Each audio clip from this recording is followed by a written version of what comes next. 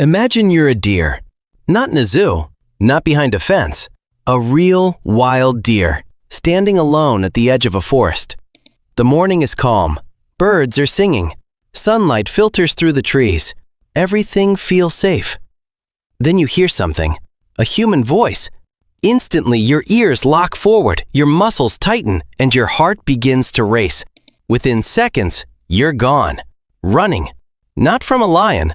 Not from a wolf. Not from a bear. From a human. But why? Most wild animals alive today have never been hunted by humans. Many have never even been harmed by one. Yet the moment they notice us, they leave. And what's even stranger is that scientists have found that many animals react more strongly to humans than to some of the predators that actively hunt them. Why would a deer fear a person more than a wolf? Why would animals across the world treat humans as one of the greatest threats in nature? The answer begins tens of thousands of years ago. For most of Earth's history, danger followed rules. Lions had rules. Wolves had rules. Bears had rules.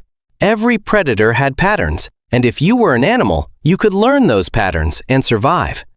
Then humans arrived, and suddenly the rules stopped making sense. Humans weren't fast. Humans weren't strong. We had no claws, no fangs, and no armor. But we possessed something far more powerful: imagination. Unlike every other predator, humans could invent, adapt, and create new ways to hunt. Imagine being an animal 50,000 years ago. For millions of years, danger only existed within reach. Teeth had to bite, claws had to touch, predators had to get close. Then one day, a human standing far away lifted a sharpened stick. And a moment later, pain exploded through your body. The predator never touched you. It never chased you. It didn't even come close. For the first time in natural history, danger could arrive from a distance, and that changed everything. But humans didn't stop there. They created traps, nets, fire, bows, and increasingly sophisticated hunting strategies. More importantly, they worked together. Most predators hunt using strength. Humans hunted using teamwork, communication, planning, and learning.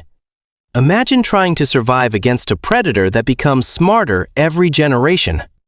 Anthropologists believe some ancient humans practiced something called persistence hunting. Imagine you're an antelope. You spot a human in the distance and run away. A few minutes later, you look back. The human is still there. You run again. An hour passes. The human is still coming. 2 hours. 3 hours. The sun gets hotter. Your body gets tired. Your breathing becomes heavier. Yet somehow, the human keeps moving. Humans evolved the ability to run long distances and cool themselves through sweating. Many animals can sprint faster than us, but very few can keep going as long as we can. Some researchers believe ancient humans literally chased animals until they collapsed from exhaustion. Think about that. A predator that doesn't need to catch you immediately. A predator that simply refuses to quit. A predator that can follow you all day. If you were an animal, how would you feel about a creature like that? Probably the same way many animals feel about humans today. And the fear may still exist. Researchers studying wildlife have played recordings of predator sounds and human voices in natural environments. Again and again, many animals reacted most strongly to the humans. Some stopped feeding. Others fled immediately. Some abandoned entire areas. A lion can kill an animal today, yet a human voice often triggers an even stronger response. That suggests animals aren't just reacting to personal experiences. They're reacting to thousands of years of evolutionary history. Imagine 2 deer living long ago. One notices humans quickly, the other doesn't. The cautious deer survives more often. The careless deer doesn't. Repeat that process for thousands of generations, and caution becomes an advantage. In a way, humans may have written themselves directly into the survival instincts of countless species. But here's the twist. If animals truly saw humans as nothing but danger, something strange wouldn't happen. Yet it does. Sometimes wild animals trust us. Dolphins tangled in fishing gear have approached divers. Whales trapped in ropes have remained calm during rescue attempts. Birds sometimes return to people who regularly help them. How is that possible? Because animals aren't judging humanity as a whole. They're judging probabilities. From their perspective, every human is an unknown. One person may help, another may harm, another may simply walk away. They don't know. And when uncertainty is high, caution becomes the smartest strategy. That's the key. Wild animals don't fear humans because humans are evil. They fear humans because humans are unpredictable. A wolf behaves like a wolf. A bear behaves like a bear. A lion behaves like a lion. But a human could do almost anything. And that uncertainty has shaped animal behavior for thousands of years.